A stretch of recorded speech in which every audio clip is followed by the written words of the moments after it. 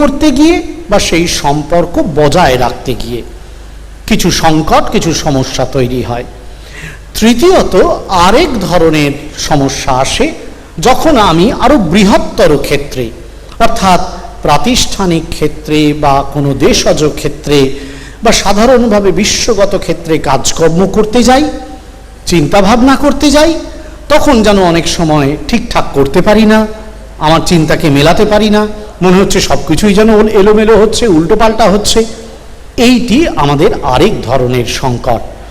সুতরাং দৈনন্দিন জীবনের এই যে 5টি অভিপ্রকাশ আগে বললাম, এবং এই যে দৈনন্দিন জীবনের সমস্যার ক্ষেত্রে 3টি মূল চারিত্রিক সমস্যা, এইগুলোর থেকে বা এইগুলোর মধ্য দিয়ে চলতে গেলে আমাদেরকে কোন পথ অবলম্বন করতে হবে যাতে আমরা একটি সার্থক মানব জীবন যাপন করতে পারবো।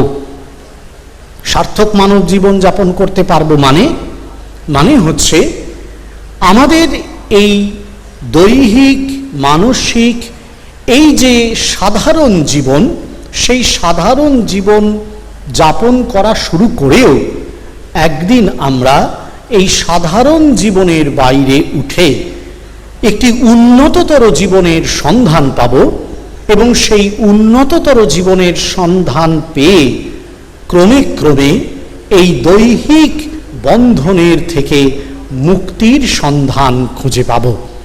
এটি হচ্ছে সার্থক মানব জীবন। শ্রীরামকৃষ্ণদেব বলেছেন, ভগবান লাভই মনুষ্য জীবনের উদ্দেশ্য।